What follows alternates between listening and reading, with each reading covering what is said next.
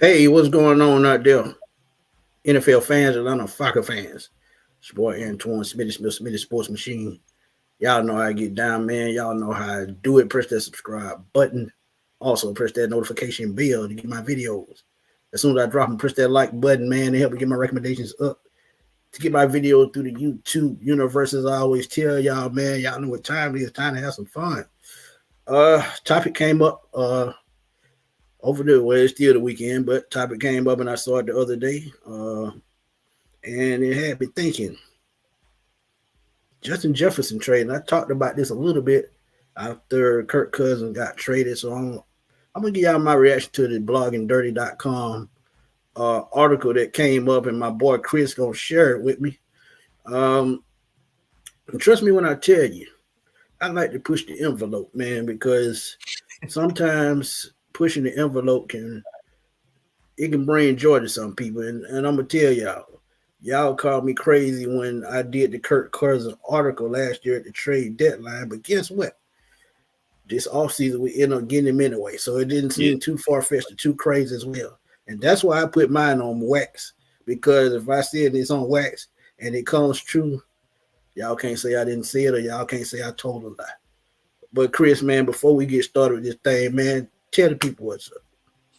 Hey, man, you already know Chris Tipmore, A1 Forever Sports, the show that's cooler and fly too, man. Be generational because it's always time to be. And, of course, you can have more with the vision if you just put forth that effort, man. So don't you settle for less. But it's crazy just like how you just said, Smitty, man, this whole thing. I have had some things to say about the Justin Jefferson thing, where about bringing him down with Kirk Cousins myself. And even before we even got Kirk Cousins, before he even got injured, we were making videos about possibly trading for Kirk Cousins. And like you just said, end up getting them anyway. So it is what it is on that. But Justin Jefferson, man, it's tough. It's tough just because before we start making little moves before the draft, I was all in on trying to get Justin Jefferson. But it's just some things have definitely transpired, man. There are some hurdles, and I mean U.S. Olympic hurdles, hurdles 4x100 hurdles. That's how much of a hurdle it is, man. And Blogging Dirty, shout out to Mr. Ryan Heckman for putting this article out. And see, that's what I love about other Falcon content creators, not only in video and vlogging, but also in writing. Shout out to Miss Lisa Shepard, man. She writes for the Blog and Dirty, and she does a great job.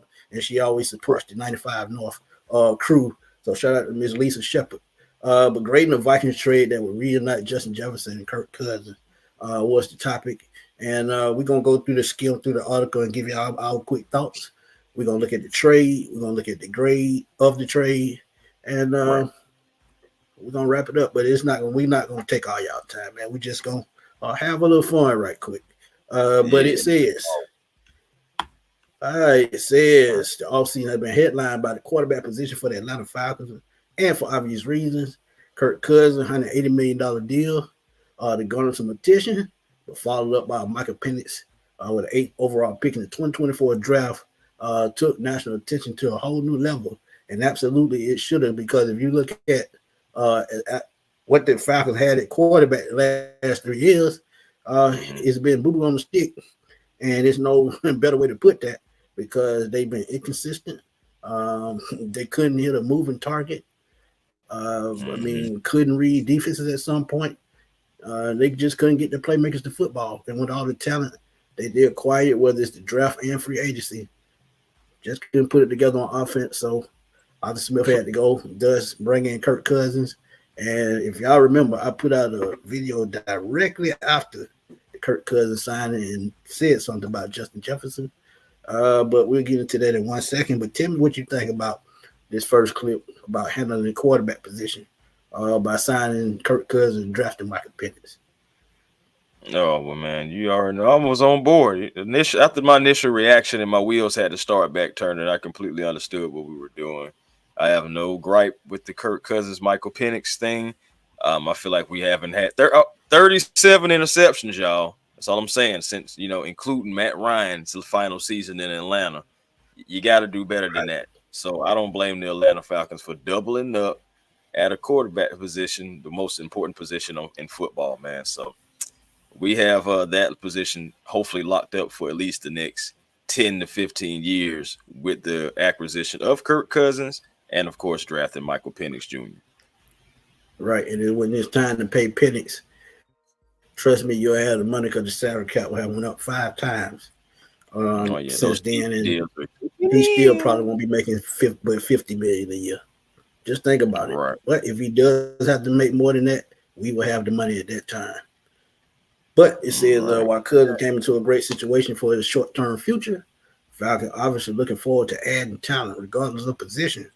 And another one dominating story with confidence has to do with Cousins' former teammate. We talking about Justin Jefferson, and he needs a new contract, and no deal getting done yet. The speculation rumor will not cease. And when a guy like this doesn't get a contract, you don't have a choice but to talk about it because he's one of the top receivers in the NFL, and there's no way around that. And to me, and I've said this the last 2 years, he's the top wide receiver in the NFL. And I know Tyreek Hill had that speed, has that track ability to run like a football player on Madden. But when you talk about total receiver, Justin Jefferson is just that. And if you look at Justin Jefferson's stats, he's in Julio Jones territory. Let's keep it real. Look at this: 4 seasons, over 1,000 yards. Even last year, after he got injured, he played only 10 games. Still got 1,000 yards, 68 catches, 15.8 yards a catch. And you look at his total stats; those are the highest for any receiver the first 4 years of a career. 392 catches, nearly 6,000 yards, 30 touchdowns. And look at the success rate, 58.5. So if you throw it his way, he's going to come down with it. Look at it. Also look at the yards per game, 98.3 at this point. Only Julio Jones was in that same category. So he's on a Hall of Fame pace just in 4 years and going into 5. And you mean to tell me they don't give him a contract? The reason why is possibly true that he could be traded. And it won't be the first time that a star receiver in Minnesota happened to. It happened to Randy Moss. Got traded to the Oakland Raiders. Did not work out. But at the same time, he was the best receiver in Minnesota Vikings history, even better than Chris Carter to me. So if they don't care about trading Randy Moss, it's no difference with Justin Jefferson. But tell us right quick, man, what's your thoughts on Justin Jefferson and his future in Minnesota? Future in Minnesota? I honestly don't think he wants to stay in Minnesota. I know he said once before, it doesn't matter who throws him the football, but looking at that quarterback room, man, that's a very shaky quarterback room, and I don't believe that that they're going to have the same accuracy and be able to get him the football like Kirk Cousins was able to his first 4 seasons in the league. So, with that being said, I don't think I think it's about the money, but I also think it's about who's throwing the football as well. And I could be completely wrong about that, but I think it matters. I mean, I've seen that it matters. You've seen that it matters, Smitty. We're Falcon fans, so we have seen it for the last 3 years. And maybe Justin Jefferson and the Vikings are headed in that direction. Also, you got to understand, receivers are getting paid. Receivers are really getting paid, and Justin Jefferson is better than a lot of the receivers that is getting top money and arguably the top receiver in the league. So you got to pay him like he is, man. You got to pay him like he is. And like, look at you, as you Smitty bringing up these numbers right here. We just seen Jalen Water get paid $28.25. You look at AJ Brown in Philadelphia, $32 million, highest paid receiver per year in the NFL. Amon-Ra St. Brown just got paid $30 million a year. Tyreek Hill, who we talked about earlier, track star, he's getting $30 million a year. Devontae Adams, 28. Cooper Kupp, 26.7, and Devontae Smith rounds out that group with $25 million. We can go on and on. Nico Collins almost 25. DK Metcalf 24. Debo Samuel around 24. So when we look at these numbers, man, Justin Jefferson, to me, he's in his own class, and he's above all of these guys. And that's just to me. So we're gonna be looking at a $35 million a year contract, possibly what 4 years, 140 million somewhere in there, or for 5 years, 280 plus million. So you be talking Right. about a good grip. And I'm to thinking at me, least and a I'm gonna hundred be million honest, dollars guaranteed. yeah, at least 180 million guaranteed at the least. At So least a and hundred. he's going to reach his incentive, so we won't even have to worry about that. So really, his whole contract is going to be guaranteed. You just may not have to pay that once. You can probably put it in signing bonuses. But that's the whole thing about contracts. If you give a player a lot of money, you can always restructure, put it into Right. signing bonuses, and make it work. So just because it's one at one point at this time, don't mean it may be the same salary hit the next season. So there's Yeah. ways Indeed. to maneuver around this, and Terry Fontenot is the best at doing that. So Yeah. Fixed our salary cap. Yeah. Tell you that. yeah, and it was ugly too, man. But Oof. this is the trade. But before we get to that, it says over at Bleacher Report, Alex Valentine recently penned a piece outlining a few trade potentials for Jefferson if he cannot come to an agreement. And naturally, one of those positions were one of those fits were the Atlanta Falcons because of the Kirk Of Cousins course. connection. And like I said, if y'all go back to my videos, y'all will see that that was the Bring that reason man why I here. wanted Of Justin course. Jefferson here. And we're gonna look at the trade right quick. Um, this is the trade. We would get Justin Jefferson and that contract. Don't leave that out. Yeah. Um, for Drake London, a first round pick and a fourth round pick next year. And it makes Mm. all the sense in the world because don't forget Drake London was a first First round round pick, pick. and I don't think he would garner as much when you talk about um, the wide receiver market because I would not put him up there with the top 10 guys. And I'm just keeping it real. Would you No, have to pay not him yet. a grip still? Yes, you probably still would. He would probably make about 20 to 22 million his first contract because that's probably the bottom of the market. But when you talk Right. about top of the market, Justin Jefferson is at top of the market and beyond. Because And think about beyond. it, man. Odell Beckham made 17 million last year with the Play with Ravens, the Ravens. Yeah. and he really didn't put up big numbers. So sometimes it's marketability. And with Justin Jefferson, you're getting just that. Because if you put in the Justin Jefferson video with the Atlanta Falcons, I'm sorry, jersey on the Atlanta Falcons Fanatics website, it will sell Oh, out probably in less sell than out. 10 minutes. Sell out. So at that point, you would probably have to order a authentic jersey and put his A, name on the back and get custom it made. right Got to get them and get it. custom made. And guess what? And guess what? You're gonna pay $400 for that. So that's the kind of marketability he brings. But Chris, tell me what you think about this trade, man. Oh boy, that's tough, man. That's tough because it's not a bad trade. Like what I'm saying, when you just look at it, it's not a bad trade. I mean, two firsts and a fourth for Justin Jefferson in that contract. Man, you have your definite number one receiver without question, top of the market, top of the food chain. Oh man, that's rough. It's just the only thing about it is we're still trying to put this team together, and with the moves that we've made with the draft that we had, I don't believe that we should just pull the trigger on that just yet. I don't believe that we should because 33, we're going to say at least $33 million, but it's really going to be probably 35 or possibly more than that.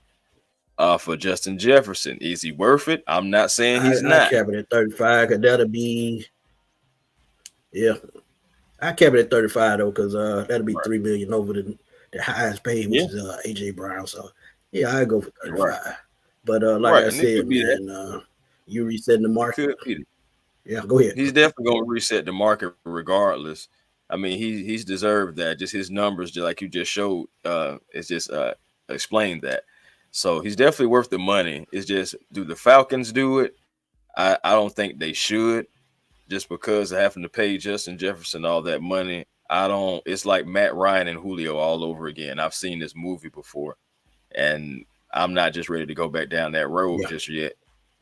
So we got Drake. Let Drake continue to try to prove himself and work his way into that contract. Even if you do give him a $23 million contract, you'll take that over that extra $12 million that you'll be given 12 if you million. work. Right. Yeah, if you're working with Justin Jefferson. And then plus just knowing our GM, bro. Our GM Terry Fontenot, he's not a desperate man. You know what I'm saying? He likes to work that cap, as you just said, and stated he's good at working it. Could he do the deal? Of course, because he knows how to manage the finances. But would he do the deal? I don't think so. I think he would just continue to build internally, do the things, the due diligence and the scouting that he's been doing, getting guys from CFL, this FL, you know what I'm saying, wherever.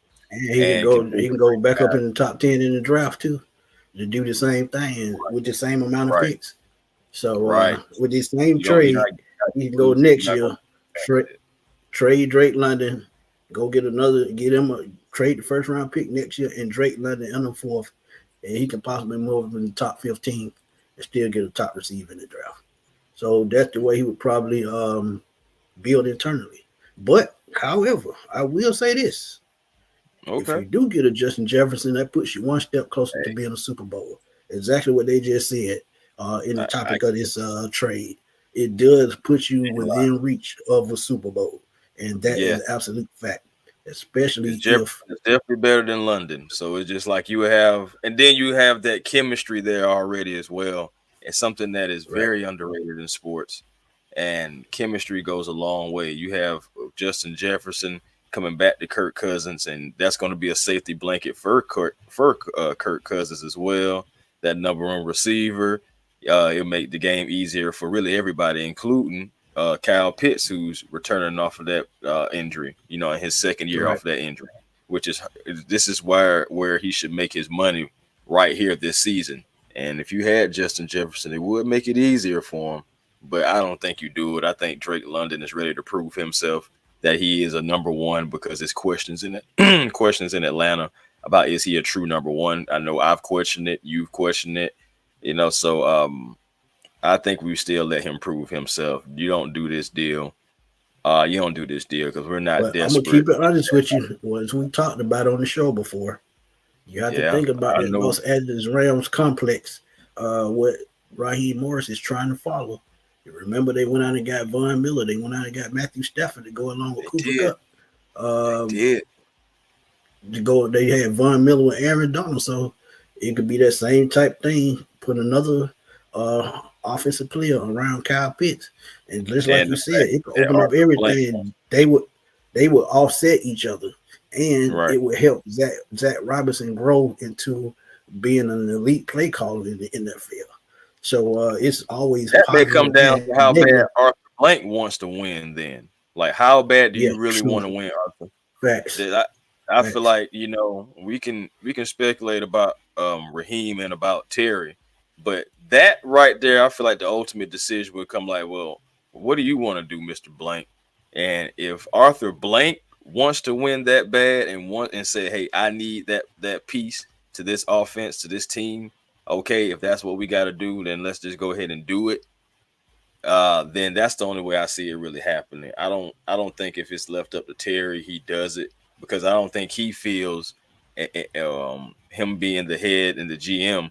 I don't think he feels that he has to make this deal.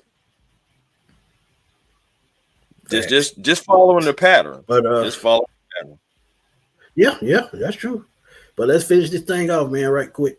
The index is Emperor in bold italics. Former Viking quarterback has been the main man who has targeted Jefferson during his historic start of his career, and I've been talking about that already.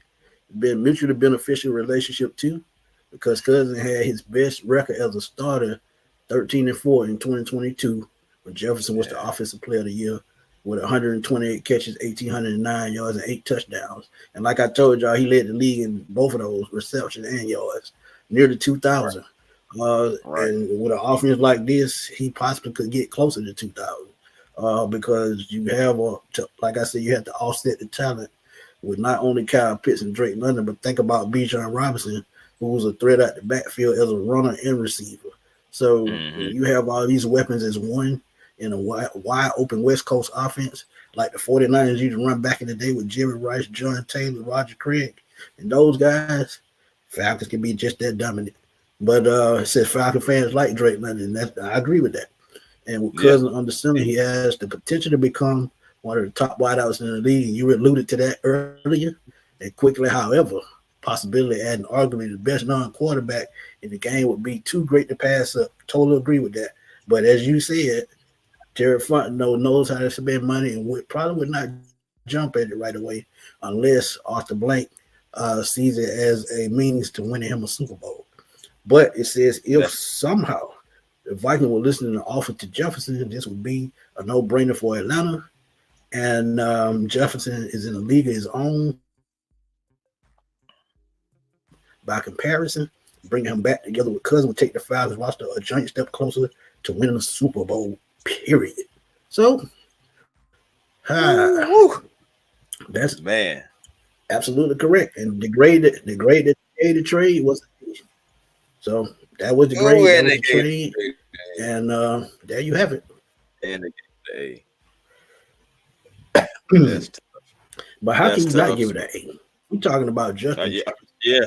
We're talking about Justin freaking Jefferson here, man. We're talking about the Randy Moss, the Julio Jones of this era. Period. Right. Megatron. And I like Jamar Chase. And I like Jamar Chase, but I feel like Jefferson is just a tad bit better. I'm sorry. As a complete receiver. Ability. Yeah. Yeah, man. 50 catches, catch rate, route running, anything you can name, he can do it.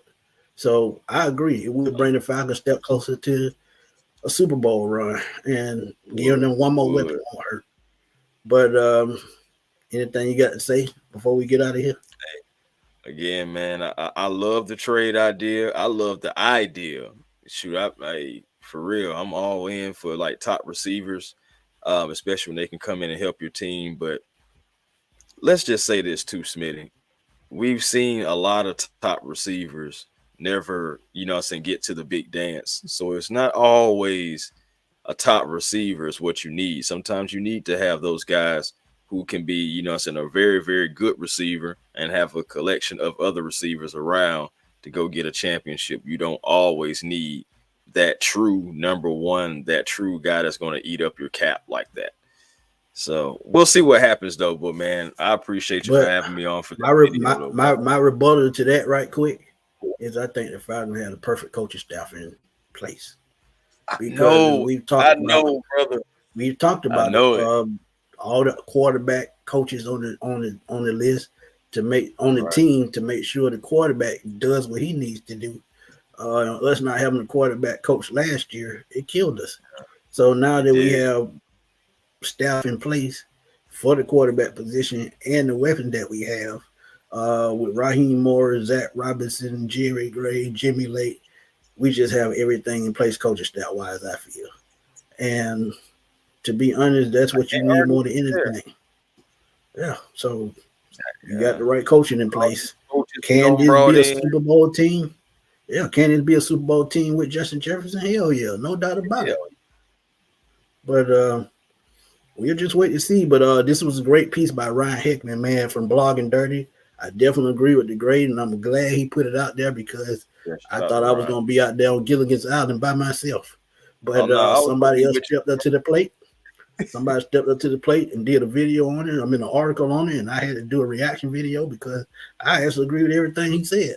So we'll see what time brings. But if Arthur wants it, Arthur going to go get it. Oh, yeah, Arthur going to get it. Sam. As always, man, y'all know how we rock on the 95 North Sports Machine. My boy Berto, Chris, RGATL for life. And that's how we're going to rock it, man. We're going to go and get out of here, man. Thank y'all for tuning in. If y'all reached it this far, please press that subscribe button at A1 Forever, Smitty Sports Machine, 95 North Falcons Talk Show, and RGATL for life is coming with a channel soon, so we're going to help him get up that list too. But one more thing. Chris almost at 1,000 subscribers. Please go to A1 Forever to help him get to that 1,000, man. We would truly appreciate it. I'm trying to get over 800, man. One step at a time, man. 800, 900, then 1,000, brother. But just, hey, man, come rock with your boy at A1 Forever Sports, Chris Tipmore, man. And always shout out to Smitty Smooth. Hold on, Smooth Smitty 10K. Gotta Well, you address this sound like brother one right. of the Soul Train announcers. Hey, hey, man. Oh man. But like I said, man, it's always fun, man. But we're gonna rock on, we're gonna rock out, and man, don't forget Tuesday, June the 4th, 8 p.m. Mr. William Andrews will be joining myself and Uncle Steve, man, the senior Falcon fan, man, Okay. Uncle Steve Lounge. He gonna join me, man, and we're gonna rock out and have fun with Mr. William Andrews. Make sure y'all tune in to that. But for my boy Chris Tipmore, the 95 North Sports Machine crew, we're gonna holler at y'all later, man. Peace.